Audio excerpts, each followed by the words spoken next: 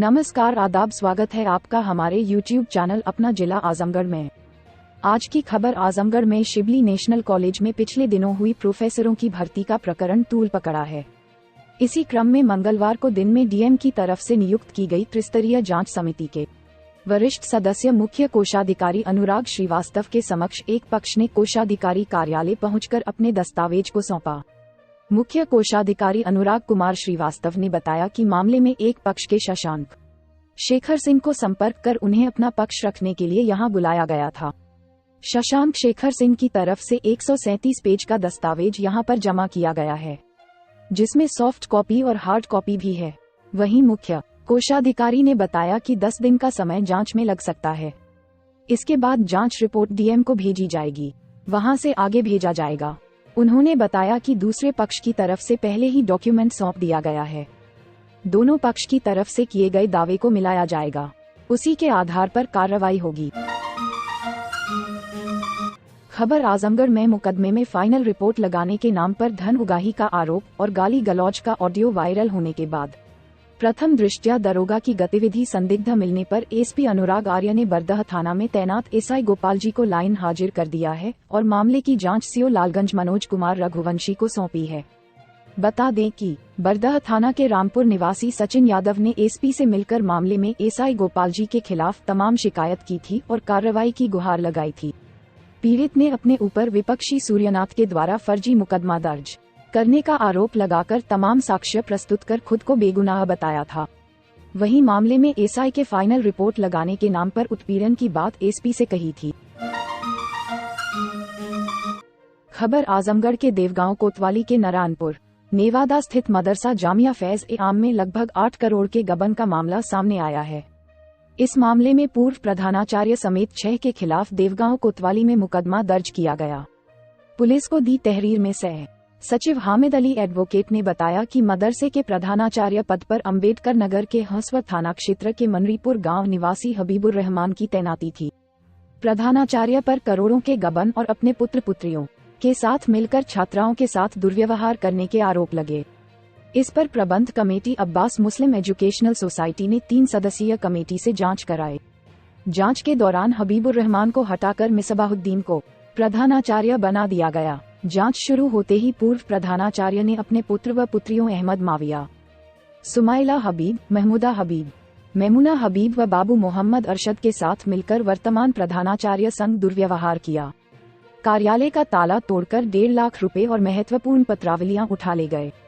कार्यालय में अपना ताला बंद कर दिया।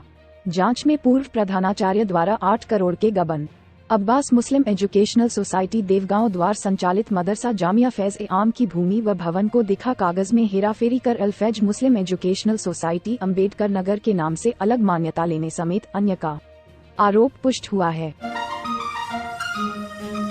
खबर आजमगढ़ में अवैध शराब की बिक्री को रोकने के लिए प्रशासन, पुलिस और आबकारी विभाग की तरफ से संयुक्त रूप से कार्रवाई की जा रही है।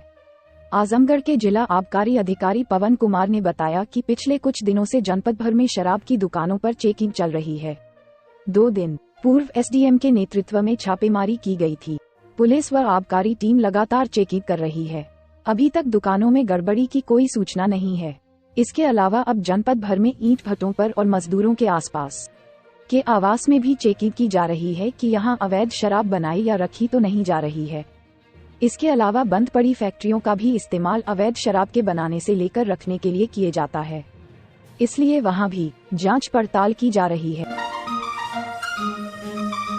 खबर आजमगढ़ जनपद में शादी के बाद प्रेमी के दूरी बना लेना और ससुराल वालों द्वारा भी अपनाने से इनकार करने से क्षुब्ध विवाहिता ने फांसी लगाकर जान दे दी। घटना रोनापार थाना क्षेत्र की है। पुलिस ने शव को कब्जे में लेकर पोस्टमार्टम के लिए भेज दिया। रोनापार थाना क्षेत्र के निबेहवा गांव में मायका में 20 वर्ष की विवाहिता ने करकट से बने घर में बल्ली में साड़ी के सहारे फांसी लगाकर अपनी जान ने दी। मृतका की बड़ी बहन ने बताया कि गांव के ही एक युवक से इसका प्रेम प्रसंग चल रहा था। 5 जून 2023 को इसकी शादी जियनपुर थाना क्षेत्र में हुई थी। 1 सप्ताह पूर्व ससुराल गई हुई थी, लेकिन 2-3 दिन बाद चली आई। प्रेम प्रसंग के मामले को लेकर ससुराल पक्ष से बातचीत भी हुई थी। प्रेम प्रसंग के मामले के चलते ससुराल पक्ष के लोग ले जाने को राजी नहीं थे। इधर प्रेमी भी दूरी बनाकर रहने लगा था। इस बात से क्षुब्ध होकर विवाहिता ने फांसी लगाकर आत्महत्या कर लिया। घटना के समय घर पर कोई नहीं था। मृतका का पिता चंडीगढ़ रहकर प्राइवेट कंपनी में काम करता है। घर पर भाई बहन ही रहते थे। मृतका 3 भाई व 3 बहन में चौथे नंबर पर थी। मृतका के मां की पहले ही मौत हो चुकी है।